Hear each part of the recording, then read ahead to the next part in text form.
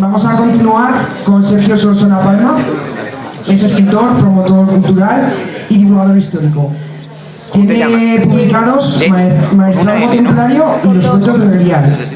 Ha hecho colaboraciones en varios medios como Cuarto Milenio, Espacio en Blanco de Radio Nacional, Ser Historia, en la revista Más Allá, revista Enigmas, revista Otros Mundos, y también es promotor cultural, por ejemplo, de las primeras jornadas de prehistoria del Río Martín y primeras jornadas templarias de Bordón. El tema de la conferencia de hoy es Grial, fin de la búsqueda, comienzo del camino. Exposición del estudio e investigación del camino del Grial, un mito, una realidad.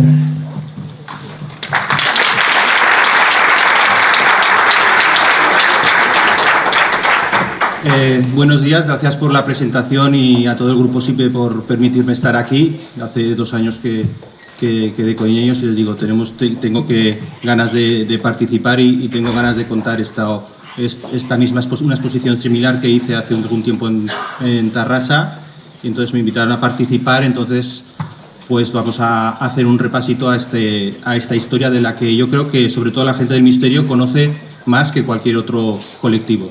Más o menos alguien ha oído cosas, no partimos desde cero. Entonces ahora tenemos una certeza y lo podremos demostrar y lo mostramos y lo vamos a mostrar. O sea que toda búsqueda tiene un camino, y esta búsqueda, que es la búsqueda más arquetípica de la historia, tiene una certeza, tiene un objeto que generó ese concepto universal. Es un concepto ya que trasciende a lo meramente material, pero tiene un objeto que lo simboliza y lo representa pues como ningún otro en el mundo, un objeto mágico.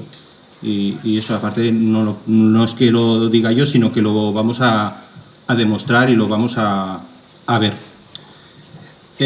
Cuando abordamos esta investigación, bueno, pues vamos a hacer la búsqueda más arquetípica del mundo, ¿no? Antes de encontrar el Grial, ¿no? 3 trampas en las que están exprofesas para que quien no pueda acercarse pues se desvíe del camino y caiga en ellas. No es casual que ese director y ese escritor lo simbolizarán de esta manera, ¿no? La primera trampa que encontraremos es la de la fantasía, ¿no?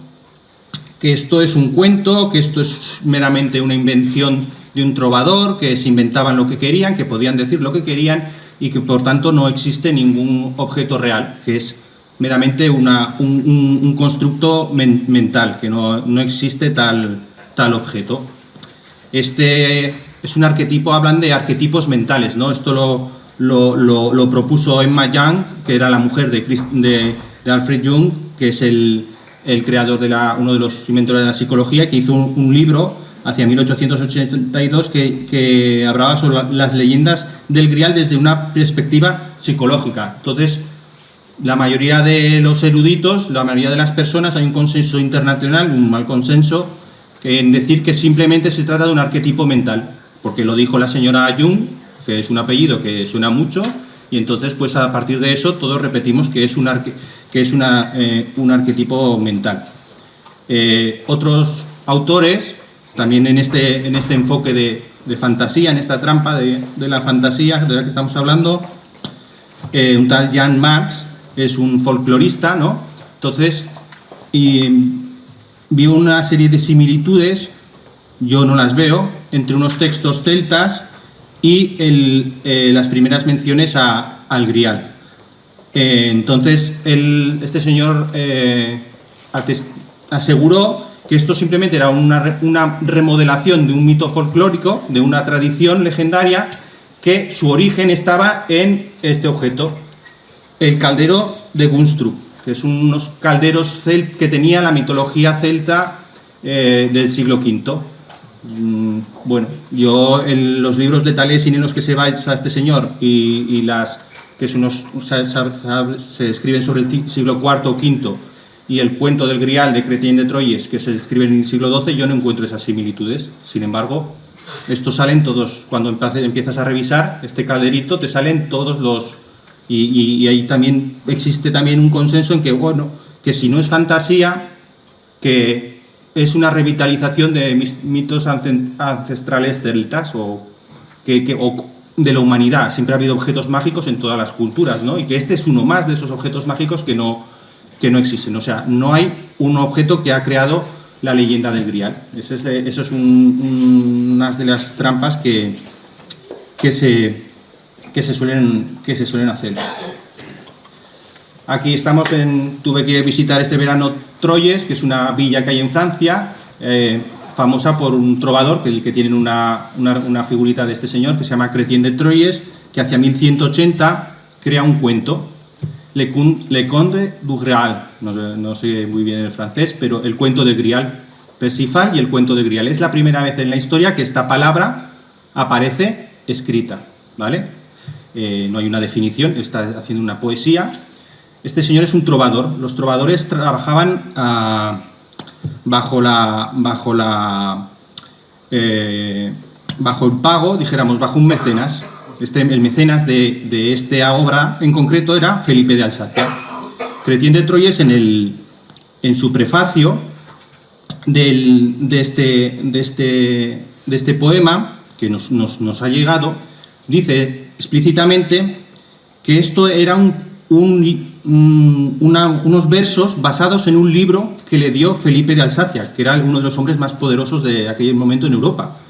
Entonces, por eso los medievalistas, los que estudian literatura medieval, no entienden cómo este señor, imaginaros en una corte del siglo XII, de las más poderosas de Europa, el trovador está dejando como mentiroso a su mecenas, ¿sabes? Entonces se desmonta este mito. Él no podía inventar lo que quisiera, ni cantar lo que quisiera, porque estaba bajo pago. O sea, lo podía hacer una vez y dejar mal a su señor, pero sería la última cosa que haría, y obviamente no nos quedaría registro de ese cuento. Sin embargo, Felipe de Alsacia no solamente le da el libro y le dice que tiene que convertir en versos lo que hay en este libro ha desaparecido, no lo encontramos, y que tiene mucho interés en que se divulgue. Entonces, lo que él cantaba lo escriben sobre papel porque la gente quería volver a leer esta historia en su propio idioma. Son de los primeros textos en francés. Los franceses lo conocen como mejor que nosotros podemos conocer el Cantar del Mio Cid, ¿no?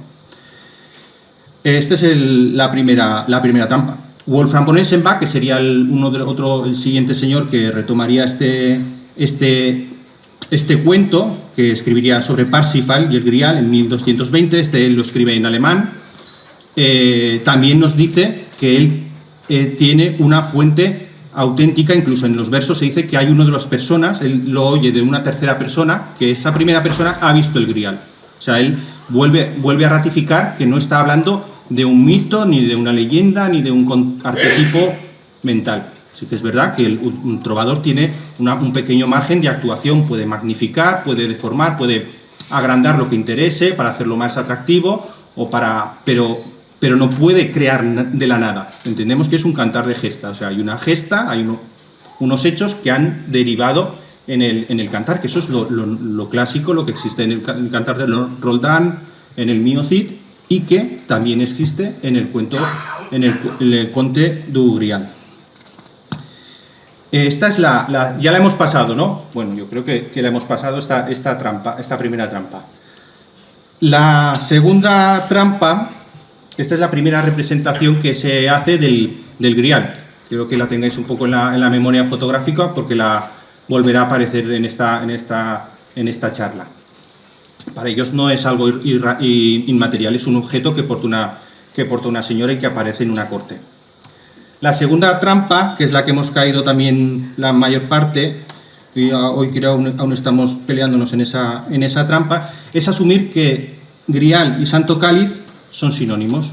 Eso yo creo que ya lo estamos salvando, no nacen como sinónimos. No nacen como sinónimos porque Chrétien de Troyes, ante esa visión de ese objeto, en ningún momento de los versos dice que se tratase específicamente de la copa de bendición de la última cena, ni que fuera la copa de Cristo. No lo menciona así. Aparece un objeto mágico en un momento de esa narración y ese momento la corte desaparece y sigue el cantar. O sea, no se especifica que sea la copa de Cristo.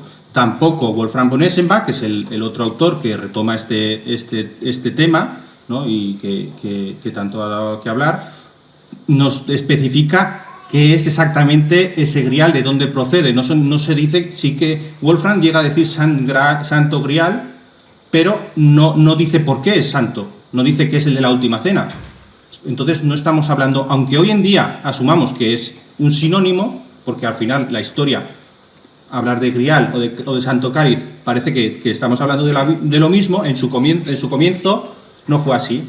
Esto llegaría a unirse finalmente con Robert de Borón en 1190, en el cuento de José de Arimatea y el cuento de grial. Este señor sí que ya especifica que el grial era la copa que había estado en la última cena, que con ella se recogió la sangre de Cristo en la crucifixión, y nos cuenta una serie de cosas que llama en un texto que se llama, de 1190, José de Arimatea y el cuento del grial. Esta versión de José de Arimatea y el cuento de grial no se parece en nada a las otras dos que os he mencionado, y aparte Robert de Borón, que luego ayer me dijeron que pudo estar viviendo en el Pirineo, la apuntaré y lo investigaremos,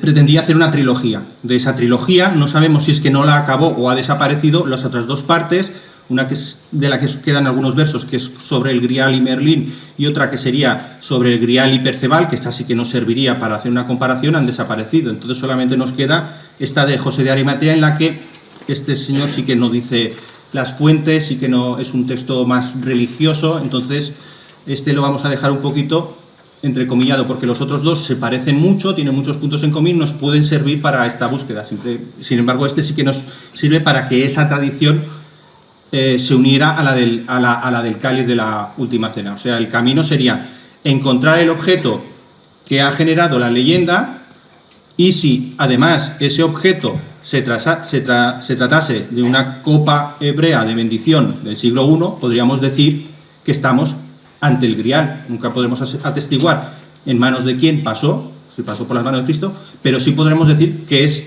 el grial. O sea, no es buscar cuál es el primer documento, que hoy se estila mucho, que nos cita que tenían un santo cáliz en una abadía del siglo IV, del siglo III, me es indiferente, pero ese documento, ese objeto generó la leyenda griálica. Ese es el camino. El primero es encontrar la leyenda griálica, toda la síntesis de la leyenda griálica, y a partir de ahí, si encontramos un objeto de esas características, podremos decir que es el grial. Entonces, a lo largo de la historia, obviamente estos cuentos se popularizan y muchos objetos a lo largo del tiempo se han ido atribuyendo esta característica. Es el Santo Grial, ¿no? Hay muchos clásicos, vamos a ir pasando. Hay que elegir, ¿no? Entre la prueba final, pues es elegir entre unos cuantos que hay. Tenemos el Santo Catino de Siena, ¿vale? No me detendré en la historia de todos, pero todos estos tienen su libro, tienen su advocación, su veneración. Este me hace mucha gracia, es el vaso de Nanteos. Este también dicen que pudo ser el objeto que generó la leyenda.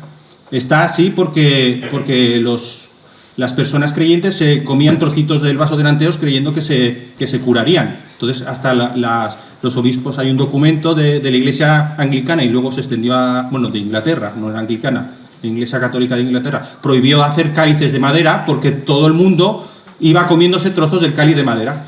Entonces ha quedado esto, se ve que lo tiene una señora metido en un sobre, no me entretendré más. El cáliz de Ocebreiro también es un cáliz muy venerado, y también es venerable porque está incluso la bandera de Galicia. También se ha dicho que este es el objeto que genera la leyenda. Este se le llama el cáliz de Archet, ¿vale? No me detendré más. Este apareció en unas excavaciones arqueológicas en Inglaterra. ¡Pum! Ya tenemos el Santo Grial, ¿vale? Trabajan así. Y el último, el cáliz de Valencia.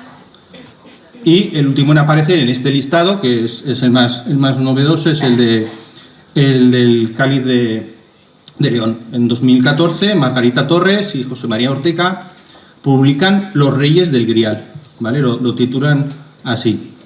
En ese estudio hacen que esta pieza, argumentan, se trata de la misma pieza que se nombra en un manuscrito aparecido en el Caire que sería del siglo XI. Ellos encuentran un manuscrito en el Cairo en el que se cita que había un objeto que en el Cairo decían venía de Jerusalén y era la copa de Cristo, y encuentran una serie de documentos que lo vinculan con este que está en ese que se cita en el Cairo, lo vinculan con este. Estos señores pues tuvieron una respuesta, para mi entender, bastante contundente de parte de un científico de CSIC, que era Luis de Molina, que ni le iba ni le venía en este asunto, pero sí que le venía porque él es traductor de árabe y vio cosas que en esas traducciones de árabe le incumbían, y entonces tuvo que hacer un artículo bastante, ya digo, contundente, y que comienza así: ningún científico debería hablar del Grial, a no ser, claro está, que se trate de un especialista en literatura artúrica. Esa es su primera frase, y luego empieza a desmontar la tesis de Ortega y Torres, ¿no? Cuando hablamos de los reyes asociados al Grial, tenemos que hablar de Amfortas, del rey Tullido, del rey Castis, de los reyes que están en ese cuento, e intentar identificar esos personajes, no hablar de que los reyes de León son los reyes del Grial. Bueno, tienes que partir de los textos originales. Resumiendo, tenemos las dos primeras trampas resueltas. La primera no es una fantasía, y la segunda no lo podemos asumir como sinónimos. Esta trampa ya hay una persona que las solventó, a mi juicio, bastante bien, que es este señor que se llamaba Otto Rahn. En el principio del siglo XX se dio cuenta de estas cosas y se dio cuenta de que solamente siguiendo los versos podemos dar con el objeto, que los versos nos tienen que dar la respuesta al enigma, que no nos sirven documentos, que es el poema, el mismo poema el que no. Entonces, este señor se dio cuenta de que había un monte que Wolfram von Eschenbach dice así, os lo voy a leer, es un trocito del poema, ¿vale? Os lo voy a leer para ver que trabajamos de verso en verso y de fragmento en fragmento.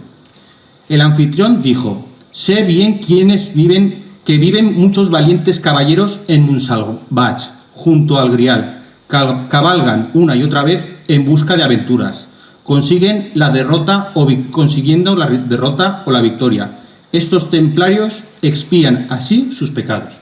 La primera asociación de los templarios con el Grial solamente es esta, la primera unión que une templarios con Grial. Este verso ha dado pie a toda una tipo de literatura sobre Grial y templarios.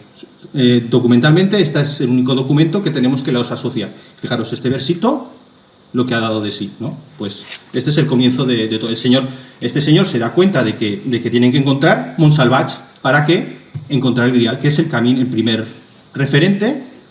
Entonces, afortunadamente para todos, se equivocó y decidió que este Montsalvatge legendario, del que hay muchas representaciones artísticas muy bonitas, coincidía con el castillo de Montsegur, el castillo que está en Occitania, en Francia.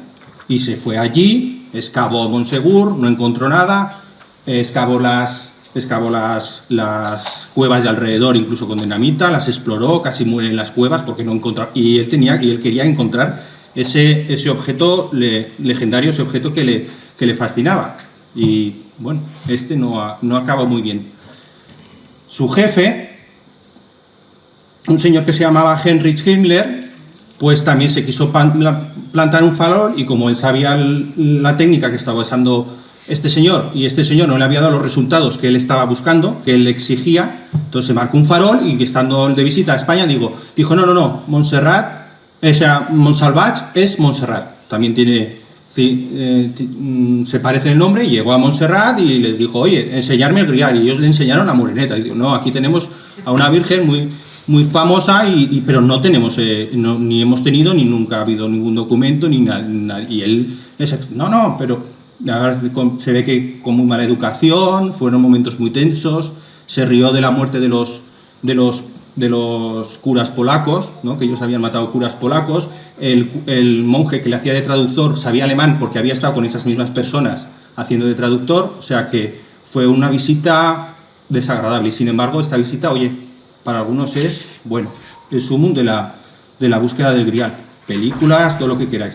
Más es Montserrat. Aún están buscando el cáliz en Montserrat, ¿no? Aún están buscando el Grial. Bueno, pues hay un montecito muy pequeño que podéis visitar todos los que estamos aquí y que seguramente estaréis más solos que estos dos señores, que se llama Monte San Salvador. Monsalvar. Ese Monte San Salvador, que está en Huesca, pequeñito, fácil de acceder, y yo creo que muy chulo. Tengo que visitarlo, solamente visité. A sus pies hay una abadía fortificada, un monasterio que es el monasterio de San Juan de la Peña. Este monasterio tiene muchas similitudes con los versos que nos explican sobre el Grial. Cómo llega a ver, podemos encontrar esos parecidos más que razonables. Vamos a ver si tenía la fuente. Hay que cruzar un río antes de llegar. Eso no es una parte de los versos. Nos dicen que este Perceval tiene que cruzar un río, efectivamente, hay que cruzar el Aragón. Y cuando llegas, el camino original no llevaba directamente a lo que hoy conocemos como el monasterio viejo. El camino original te hacía subir hasta la parte de arriba, donde hoy se encuentra el monasterio nuevo, y luego tenías que bajar para encontrarte con el castillo. Y es exactamente lo que le pasa al caballero. El caballero llega a una parte en la que le han dicho: me han engañado, incluso el rey pescador me ha engañado y aquí no hay ningún castillo. Y dice, y tiene que descender para encontrar el castillo. Todos sabemos cómo son los castillos, hay que ascender y lo ves siempre. Cuando vas a buscar un castillo es muy difícil que se te aparezca de repente el castillo, ¿no? Pues es lo que ocurre en este caso. Cuando bajas, vuelves a bajar desde los llanos y te encuentras a aparecer la fachada magnífica de las torres cuadradas, como dice Sembach también, de San Juan de la Peña. Incluso hay versos concretos que dice: con torres graníticas que subían hasta el cielo. Bueno, pues esto es una alegoría a la mole de granito que envuelve San Juan de la Peña. Esta es la zona de los llanos, que digo que era el acceso principal. Bajabas desde abajo, subías aquí, luego bajabas. La carretera por la que hoy se accede no existía. Y aquí arriba se hizo lo que es la parte de lo que llamamos el monasterio nuevo. En ese momento esta es del siglo XVII, creo, o sea que no había nada. Está con esas torres graníticas, tal y como que suben hasta el cielo, tal como lo describe. Y aquí iremos a Wolfram von Eschenbach. Wolfram von Eschenbach especifica que hay una fuente, y efectivamente hay una fuente. Esta fuente se ha dicho que es la fuente de la eterna juventud. Yo fui allí y bebí, digo, por lo que pueda pasar, ¿no? Porque es que ya la han asociado que como es el mundo mágico y hay una fuente y hay un grial, tiene que ser la de la eterna juventud. Y digo, no, hay una fuente, nunca dicen que es la eterna juventud. Sí que es verdad que el rey está herido e intenta allí como sanarse. El rey está moribundo y sí que parece que intentan allí mantener su fuerza. Entonces, llegamos a este señor. Este señor sí es un experto medievalista, ¿vale? Sí que ha leído los textos artúricos y en una de sus últimas obras, aquí le están dando un premio porque es de los mayores expertos que hay en el mundo, o sea, no lo conoce nadie y sus obras no están traducidas al castellano, que se llama André de Mandats. Este señor, sus últimas obras, su última obra, Le Roman du Graal originel, hace esta serie de paralelismos y acaba... O sea, una de sus últimas obras acaba asegurando que este es el objeto del Grial. Esto es el objeto que genera la leyenda del Grial. Para ello utiliza un sistema que se llama los apellidos honorarios, los sobrenombres, los motes, ¿vale? Con los que eran conocidos los caballeros. Entonces, este señor identifica a Alfonso I el Batallador, que se conocía como Anfus Rex, como el Anfortas, que aquí tenéis un libro muy bonito que si queréis aquí está allí. Esto solamente, lo que estoy contando solo es un capítulo del libro, o sea que podéis imaginar. Anfortas sería el rey pescador, uno de los reyes que aparecen en el texto, y que Perceval sería Crutru III, conde de Perche. Es un conde que vino a las cruzadas luchó contra Alfonso I, digo contra no, con Alfonso I el Batallor, aparece como tenente de Tudela y muy probablemente sus primeros viajes como caballero sería junto a su tío Eblo II y las conquistas de Sancho Ramírez, porque había esta relación tan estrecha de este conde con la corona de Aragón, porque esto es un poco lío de parentescos. Felicia de Rusí, que era la reina en ese momento, era la hermana de Beatriz de Ramerut, que era la madre de Rutru. O sea, Rutru tenía a su tía que se había casado con Sancho Ramírez de Aragón. ¿Vale? Esta es una relación muy importante porque vamos viendo cómo las relaciones de parentesco entre los personajes que aparecen en el texto y las relaciones que hay con los personajes reales nos encajarían. Estamos buscando los reyes del Grial y los encontramos de esta manera, haciendo estos paralelismos.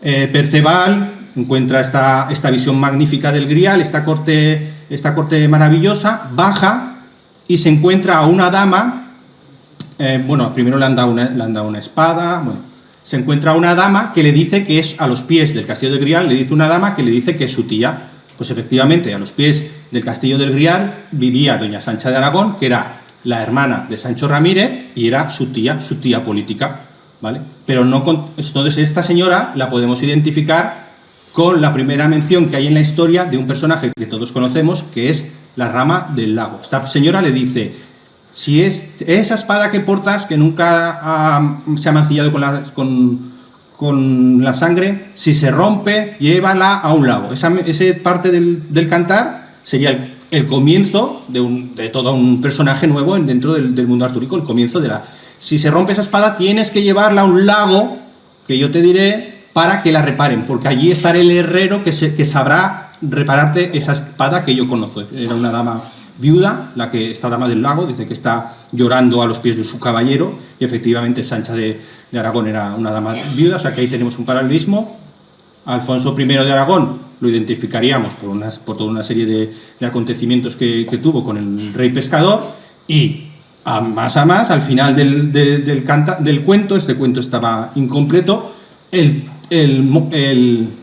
caballero se encuentra con un monje que le dice que es su tío, y que además de ser que es su tío y aparte es hijo del rey herido, hijo de Sancho Ramírez. Lo llaman, le dice que es su tío, pero no, era su primo, ¿vale? O sea, hay un monje, el Ramiro II el monje, un rey pescador, Alfonso I el batallador, una dama del lago, Sancha de Aragón, y un rey tullido o moribundo, o que murió muy cerca de San Juan de la Peña, que fue Sancho Ramírez, que murió en el asedio a Huesca en 1094, y muy probablemente llegó muerto o moribundo, o intentaron que siguiera vivo en San Juan de la Peña, porque en San Juan de la Peña tenían los objetos mágicos que sanaban, tenían el agua mágica, intentaron sanarlo, pero pues no moría Sancho Ramírez. En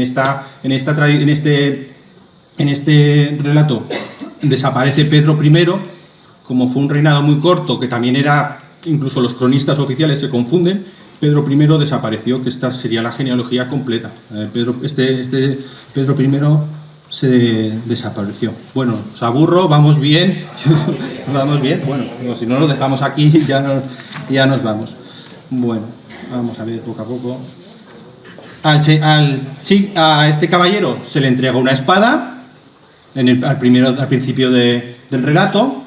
Si sigues el relato, la ceremonia está precedida por una lanza, que nunca se dice que es la lanza del destino, es una lanza que está allí, ¿vale? Hay una ceremonia precedida con una lanza y una mujer portando un grial. Estoy poniendo fotografías de esta primera representación de la corte del Grial y un capitel que está en Jaca, que no es muy conocido, que está en el Museo de Jaca, que corresponde al antiguo claustro de Jaca, y en el que yo creo que hay muchas similitudes, lo que es una pena que esté fracturado, que esté roto, que este persona de perfil llevaría el Santo Cáliz, y que coincide exactamente con el relato griálico, con la tradición. Esto, cuando lo encontré en Jaca, bueno, me dio un vuelco al corazón. Digo, están contando el cuento del Grial en un capitel. Claro, pues como hacían para lo que usaban los capiteles, que era para contar este tipo de historias. Hay otro capitel yo había ido a ver otro capitel más famoso que hay en Jaca, que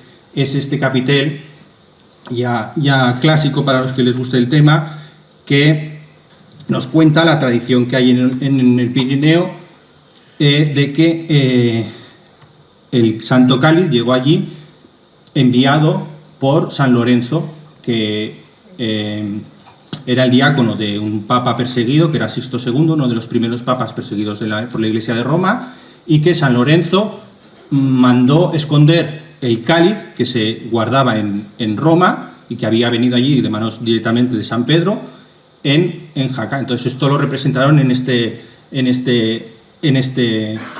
capital. La pieza se mantendría durante 2 siglos en San Juan de la Peña.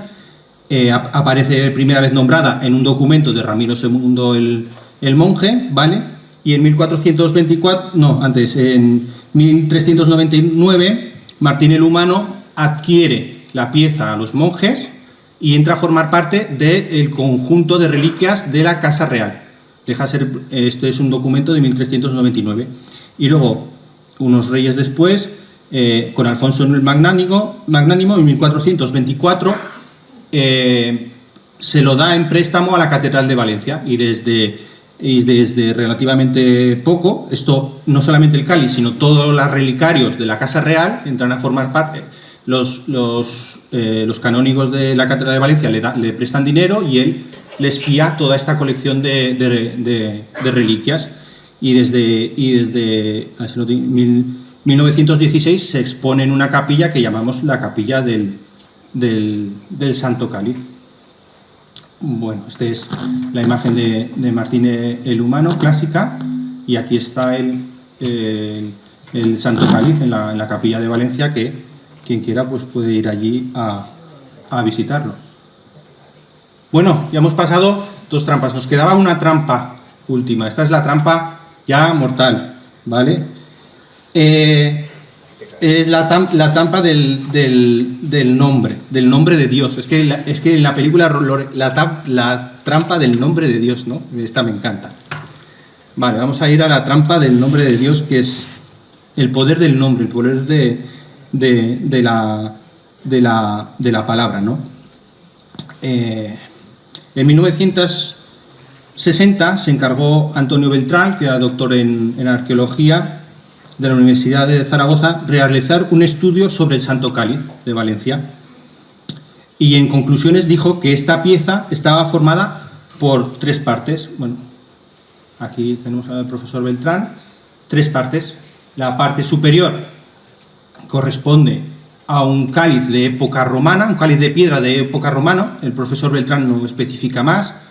Hoy sabemos, gracias a los trabajos de Ana Mafé, que esto es específicamente un kidús hebreo, un vaso de bendición, específicamente un vaso de bendición, porque la doctora viajó a Israel, se entrevistó con los expertos en arqueología de la época del Segundo Templo, y le dijo: mira, es que los vasos hebreos nosotros los identificamos por una serie de cosas. Primero, por el tamaño, necesita una cantidad de vino mínima para contener, que es un revit.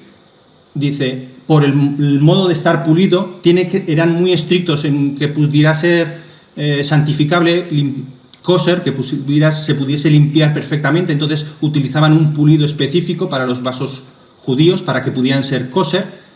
Y en el material, no se podía utilizar madera, por supuesto, no, porque no es cosificable, no se puede hacer sagrada, no se puede purificar, no se podía utilizar incluso los más estrictos ni metales preciosos, porque no se sabía si con esos metales, como se refundían los metales, podían proceder de monedas que habían servido para pagar algo indigno y se utilizaban en una copa de bendición. Entonces, ellos tienen fragmentos de kidús época del Segundo Templo. Y este es el único objeto que existe que es un kidús de la época del Segundo Templo, y que estas personas han catalogado como Esther, con el nombre científico Esther 2019 Valencia. Este es para la Iglesia Católica, el Santo Cáliz, para ellos es Esther 2019 Valencia. Cuando les explican, ella cuando explicaba las características de qué excavación arqueológica lo habéis sacado, dice, no, esto está en una capilla de Valencia, o sea que por ahí podemos tener... Luego tenemos un pequeñito problema que lo repiten una y otra vez, que es que Jaime II en 1291 mandó una carta, y nos dicen, no, porque Jaime II en 1291 mandó una carta pidiendo el Santo Cáliz a un rey de Marruecos o no sé qué. Cuando Jaime II en 1291 escribe esta carta, él no tiene posesión del Santo Cáliz, lo tienen los monjes de San Juan de la Peña. Y los monjes no estaban dispuestos, había un problema en ese momento de legitimar a este rey, como hubo un problema de sucesión de Jaime I el Batallador, y para legitimarse necesitaban hacer ostentación de este objeto, como un objeto legitimador de la realeza. A Jaime II no se lo dejan, entonces él dice, bueno, pues voy a mandar una carta, a ver si me traen el cáliz de bendición de Cristo, y le respondieron los musulmanes, dijeron, no le podemos mandar a España lo que en España ya está. No se está refiriendo a que esté en León, sino que es que no querían meterse en ese follón de mandarle cualquier pieza al rey. O sea, que es que esta carta no es que deslegitime el Santo Cáliz, sino que lo legitima más. Es que, fijaros, si lo necesitaban, que el que no podía utilizarlo en su ceremonia de coronación perdía muchos de los valores. Por eso la insistencia en esta carta de que así fuera.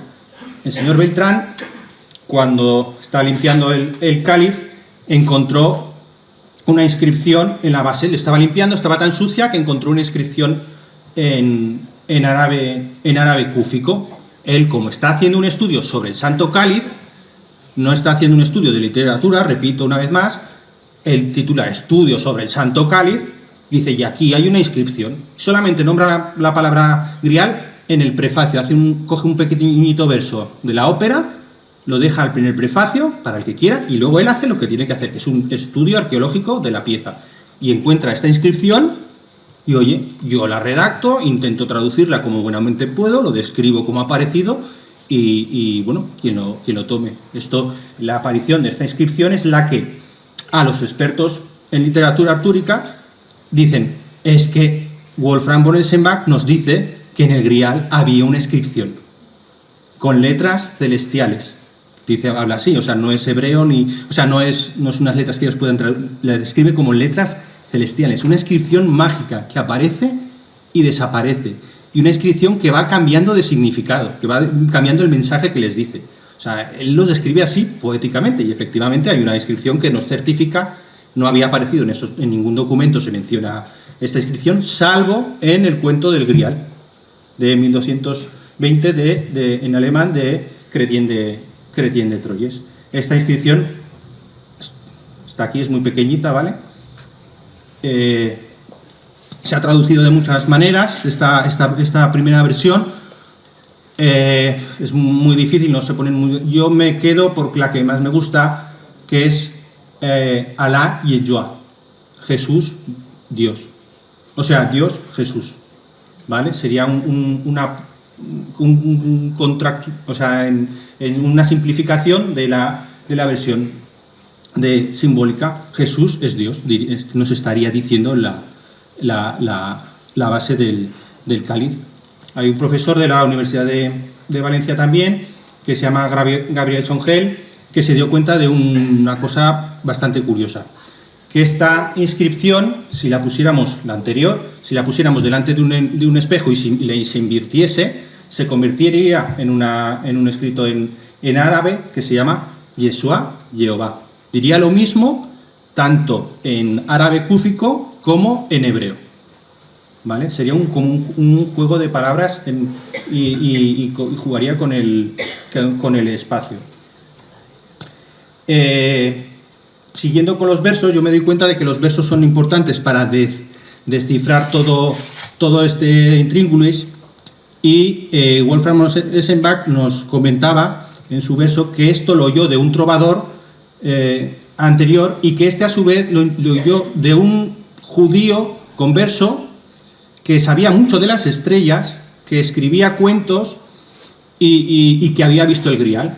Nos describe así, le da un nombre, Fregatins, no es ese, pero hace una descripción, y yo digo, si yo estoy en lo correcto, tiene que haber un judío converso, bautizado, como dice exactamente, que sepa de estrellas y que además cuente cuentos, que una de esas facultades sea contar cuentos. Entonces me doy cuenta de que efectivamente la corte de Alfonso I el Batallador y de Pedro I tenían uno de sus máximos consejeros, de sus máximos sabios, que incluso llegó a viajar a Inglaterra, ¿vale?, a ser consejero del rey Guillermo I, es Pedro Alfonso. Pedro Alfonso, Mosés Sefarad, era un judío de Huesca, converso, del que tenemos tratados de arqueología, de astronomía, que escribía cuentos muy populares, hasta que hoy en día contamos ovejitas, porque este señor hizo un cuento contando ovejitas, ¿vale? Es uno de los grandes desconocidos yo creo, de Aragón, y una eminencia en su época.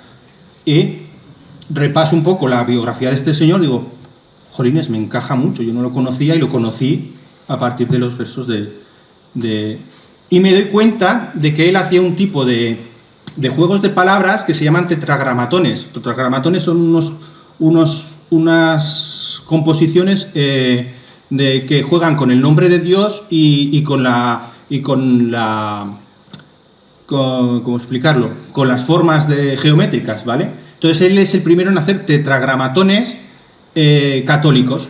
Por ejemplo, el primero que veo, Yahvé, lo veo representado en uno de sus libros. Entonces digo, ostras, esto es lo mismo que se está haciendo en el Santo Cáliz. Se está jugando con el espacio, el nombre de Dios y las grafías.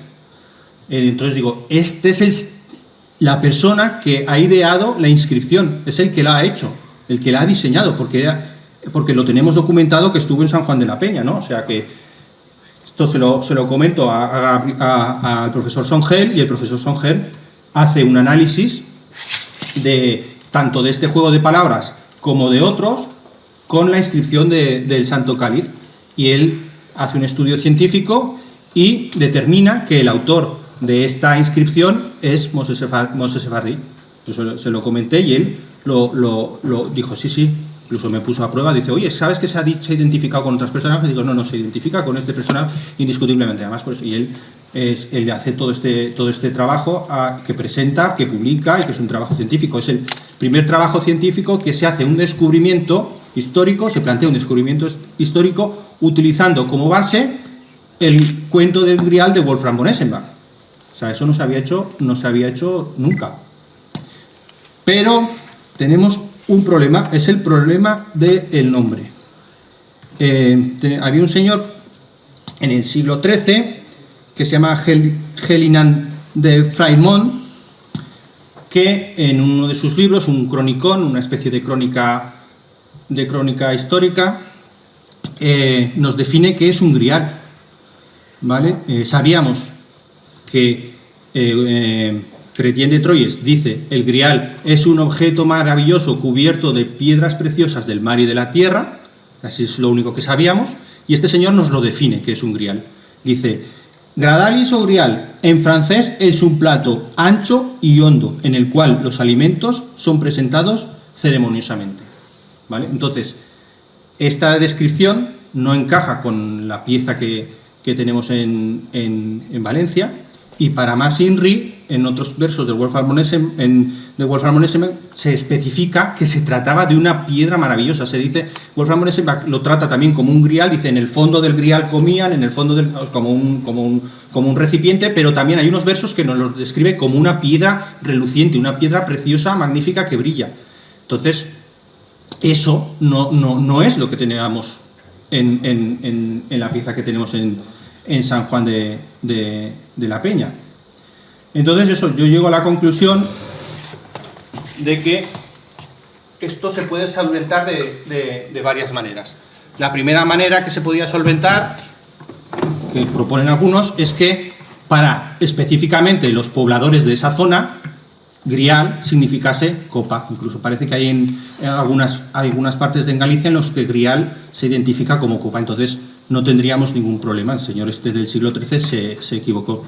Otros plantean, la doctora Ana Mafé planteaba que gradalis etimológicamente se refiere a arcilla blanca.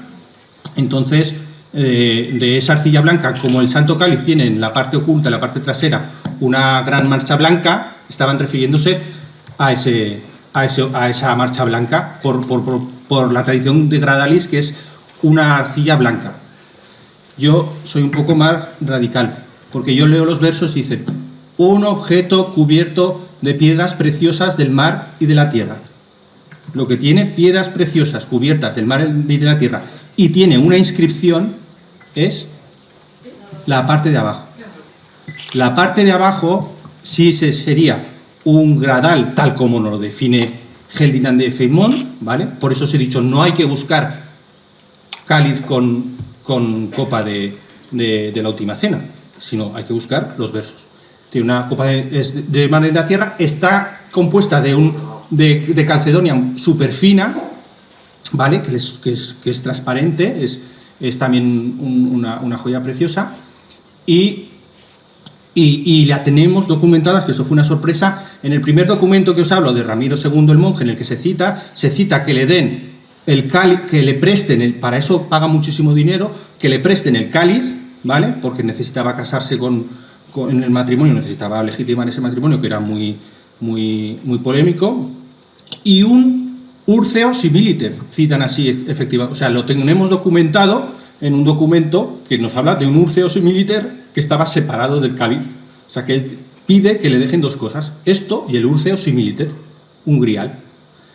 Y está el problema de todos los de internet me dicen: ¿y la piedra? No, el grial es una piedra, el grial es una piedra. Vale, porque esto se presentaba así. Esto se montaba así y se presentaba de este modo.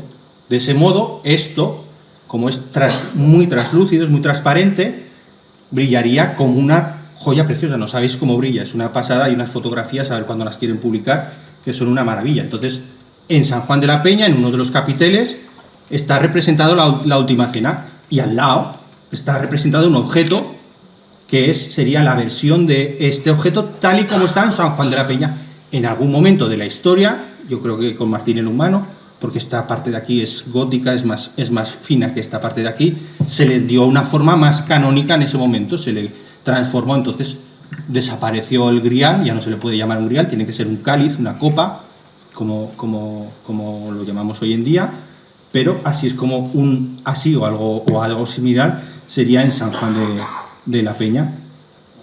Además, en el siglo XI hay objetos. Este es el cáliz, el copón más importante que tenían en Gerona. Los cálices tomaban este tipo de formas de piezas formada por dos piezas. Bueno, ¿estamos aburriendo mucho o no? Bueno, yo creo que ya queda la cosa claro.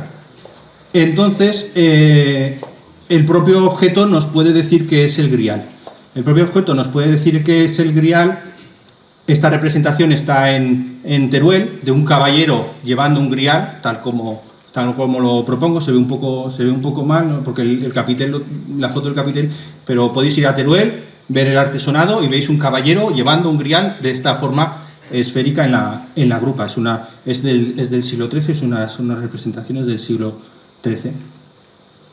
Esto que veis aquí es una copia que hicieron unos orfebres Piró de esta base. Les pidieron una réplica del Santo Cáliz y entonces utilizaron el mismo material, lo tuvieron que llevar a Alemania para que consiguieran pulirlo un poco, hicieron una réplica exacta de la base, ¿vale? de lo que nos interesa, y otra réplica para lo de arriba. Esta la desecharon porque al pulir le salieron unas vetas blancas. Me decían: dices que parece el que nos había pagado mucho dinero por hacer una copia, parece que sea un trozo de carne o algo así. Dice: no la desechamos.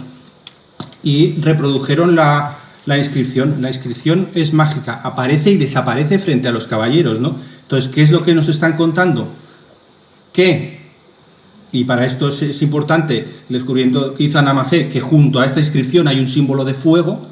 Cuando se ilumina esta copa, esta pieza, el reflejo, que se convierte en hebreo, aparece y desaparece. O sea, tenemos la constatación de que no era una cuestión de que se inventó, ¿no? Sino que eso es replicable. Cuando pones luz al objeto, tenemos un símbolo de luz, la inscripción habla, el grial habla y la inscripción aparece y desaparece. Esto la prueba la hice con esa misma pieza y se repitió. Ahí tengo unos materiales similares y podéis ver que así es, o sea, tiene esa propiedad, el propio objeto se reivindica. Esto es una de las últimas fotos que le hicieron, veis esta parte de aquí, lo translúcida que es, y pues ha costado mucho tiempo, pero finalmente hemos encontrado el grial. Hay muchas personas en el mundo que tardan toda su vida en encontrar el grial en la medicina, el grial en la educación, el grial en cualquier cosa, eso es una expresión universal, y ahora tienen un referente, les podemos decir, seguir buscando porque ese objeto existe. Sabemos cómo es y sabemos dónde está y conocemos su historia. Sabemos que el grial no es una fantasía y que el grial existe. Pues muchas gracias a todos.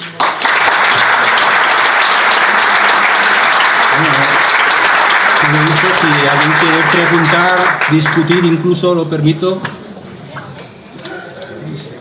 Los he dejado muertos, no sé. Sí, bueno o malo.